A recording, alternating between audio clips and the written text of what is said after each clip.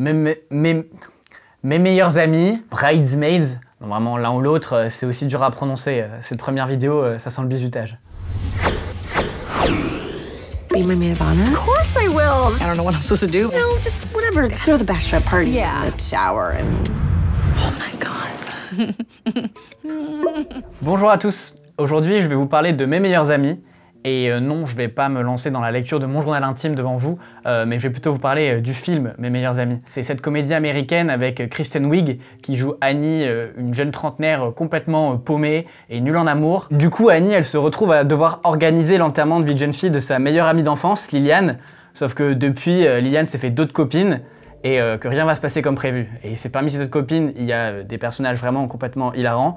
Il y a la maman, la mère de famille complètement désinhibée, la copine coincée qui vient juste de se marier, bien sûr la copine richissime qui est détestable, qui est jouée par Rose Byrne, et enfin la meilleure, Melissa McCarthy, qui joue une espèce de roublarde complètement déphasée, un peu la pièce rapportée, hyper sexualisée et vraiment insupportable. Alors mes meilleurs amis, typiquement, c'est du chick flick, c'est-à-dire c'est un genre un peu fourre-tout, un peu méprisant, dans lequel on met toutes les productions qui sont destinées à un public essentiellement féminin.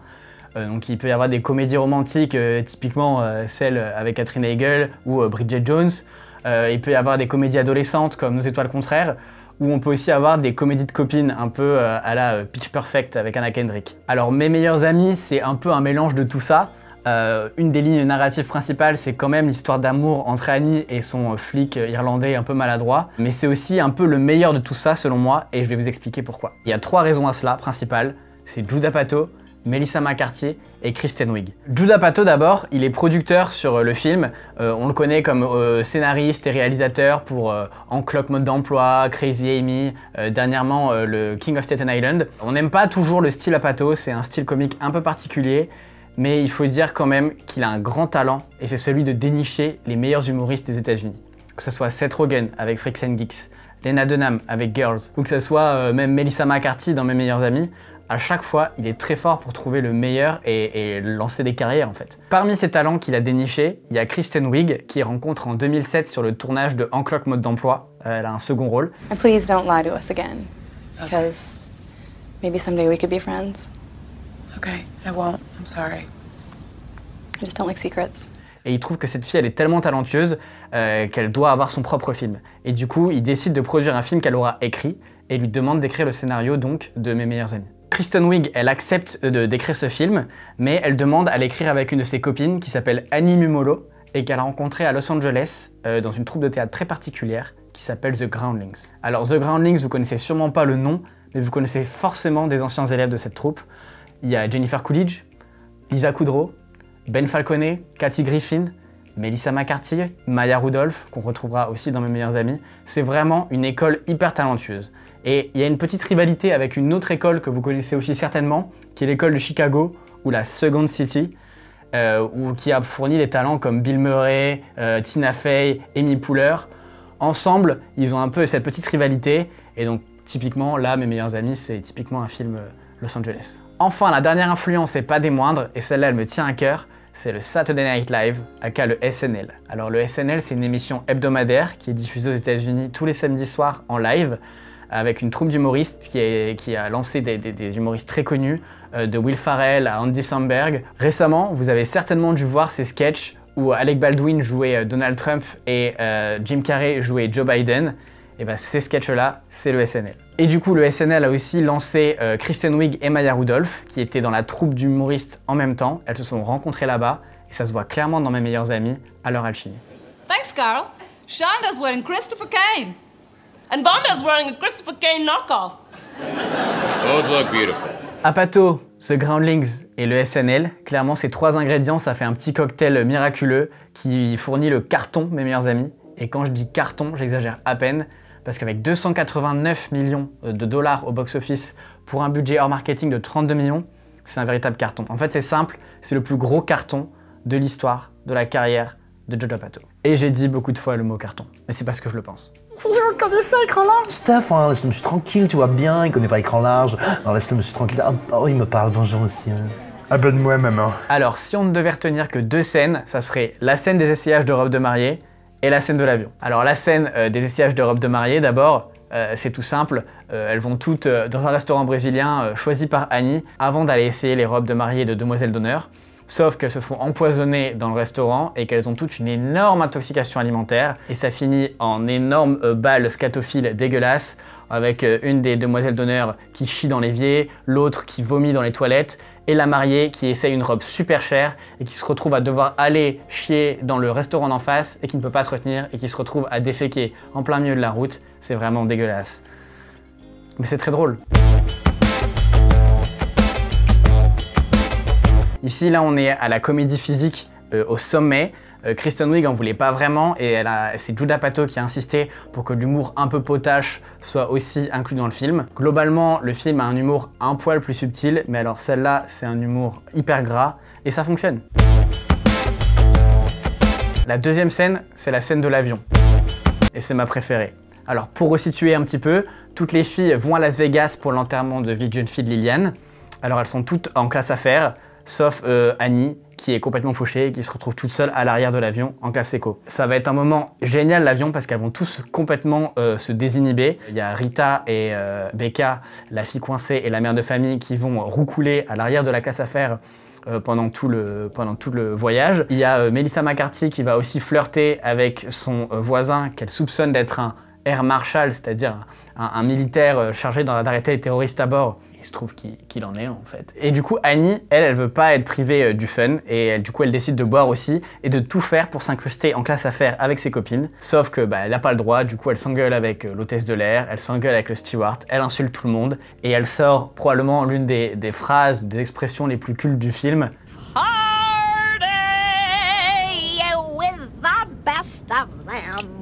Et donc finalement, elles arriveront jamais à Las Vegas parce qu'à cause des frasques de Annie, l'avion devra atterrir prématurément et elles seront tous renvoyées en bus à Chicago avant même d'avoir pu fêter l'enterrement de vie de jeune fille. Pourquoi est-ce que cette scène fonctionne? Parce que c'est drôle tout simplement et que tous les acteurs ont l'air de s'éclater en fait. Je pense que le scénario n'était pas très écrit, il y a quelques blagues qui sont complètement farfelues et qui viennent de nulle part, que seul quelqu'un de complètement bourré aurait pu trouver. Et c'est vraiment là le talent de Kristen Wiig, c'est d'aller au-delà de ce qu'on lui demande et d'improviser des trucs complètement ridicules. Quand elle va voir le steward qui s'appelle Steve et qu'elle lui dit « Ah, tu t'appelles Stove ». Stove en anglais ça veut dire cuisinière. C'est clairement un truc qu'elle a improvisé sur le tas et qui faisait rire qu'elle. Whatever you say, Stove. It's Steve. Et ça se voit que toutes les actrices sont en train de s'éclater à faire n'importe quoi dans l'avion. Une vraie partie de plaisir et c'est aussi une vraie partie de plaisir à regarder.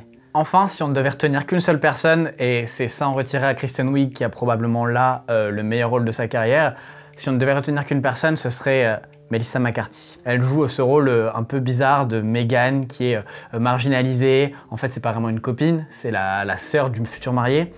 Elle est hyper roublarde, complètement désinhibée, elle se fiche des conventions.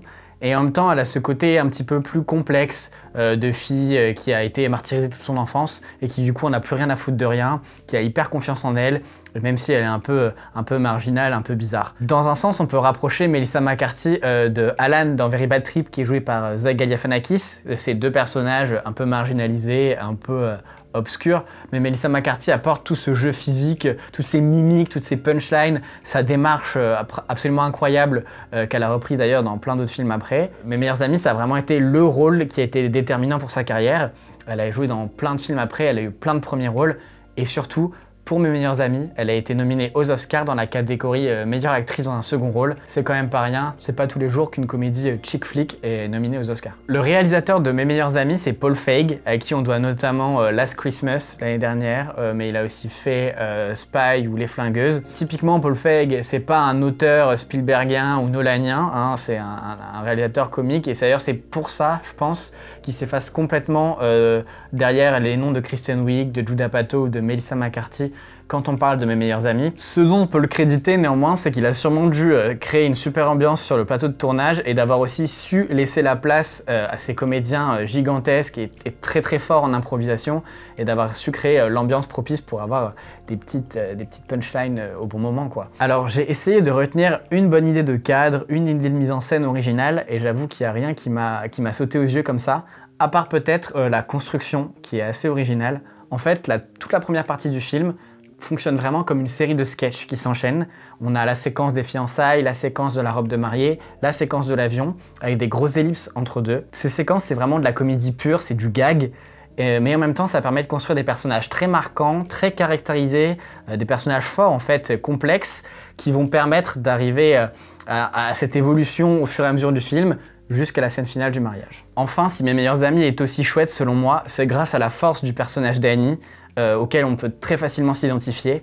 Elle est encore jeune, mais elle est paumée, elle est célibataire, elle vit avec des colocs gênants, elle a une vie amoureuse déprimante, elle a une vie sexuelle débordante, et en même temps elle a honte de retourner vivre chez ses parents. En fait, pour moi, c'est un peu l'archétype de la jeune diplômée ou de la jeune professionnelle qui n'a pas de perspective de carrière et qui se retrouve obligée de retourner chez ses parents pour le confinement, quoi. Le film, il est sorti en 2011 et il a un message aussi qui est tout à fait pertinent. Il parle de l'amitié entre copines, de la concurrence entre femmes, mais il parle aussi et surtout de cette culture du paraître où on veut qu'une femme soit toujours belle, propre sur elle, qu'elle présente bien et qu'en même temps, elle doit se construire une carrière professionnelle réussie, une vie de famille réussie, un mariage réussi. Et tout ça en même temps, et cet impératif-là, c'est un peu ce dont se moque le film, puisque finalement le personnage qui est le mieux réussi, c'est aussi le personnage de Melissa McCarthy, et qui est vraiment bizarre, parce qu'il n'en a vraiment rien à foutre des conventions. Qu'est-ce qu'on peut retenir donc de Mes meilleurs amis? C'est cette comédie qui peut convenir à tout le monde, qui à la base est marketée comme un chick flick un peu spécial, mais qui peut convenir à vraiment tout type de public, avec différents types d'humour, et qui peut vraiment convenir à vraiment plein de monde. Et puis aussi, bien sûr, toutes ces actrices grandioses qu'il a lancées. Il y a Melissa McCarthy, bien sûr, mais on n'a pas beaucoup parlé de Maya Rudolph et de Rose Byrne, mais qui ont aussi des rôles très marquants dans le film. Bon, et aussi, évidemment, Kristen Wiig. Pour elle, le film, c'est la consécration. Elle va jouer dans plein d'autres comédies après ça. Elle va pouvoir partir du SNL, prendre son envol et vraiment s'installer durablement sur les grands écrans. À tel point qu'elle va jouer bientôt dans le prochain Wonder Woman. Elle aura le rôle de la méchante. Bon, d'accord, c'est un chat, mais bon, voilà quoi. Ce qu'il y a de bien avec ce film, c'est que nous, les spectateurs, on s'éclate, mais l'équipe du film s'est aussi beaucoup amusée et ça se voit. D'ailleurs, Melissa McCarthy et Kristen Wiig ont remis le couvert en 2016 puisqu'elles ont joué à nouveau dans un film de Paul Feig. Bon d'accord, c'est le SOS Fantôme 2016 version féminine. Il est ce qu'il est, mais il a au moins le mérite de montrer que Mes meilleurs amis est vraiment génial, qu'il y a les meilleurs acteurs à leur sommet, et ça, c'est quand même assez grandiose. Si ça vous intéresse, le film est disponible sur Netflix depuis le 22 novembre et je vous le conseille fortement. Merci d'avoir regardé ma toute première vidéo pour Écran Large, et si jamais vous êtes intéressé par la comédie américaine, n'hésitez pas à nous le dire en commentaire, on viendra avec d'autres vidéos. N'hésitez pas à vous abonner et à faire tourner la vidéo. Ciao!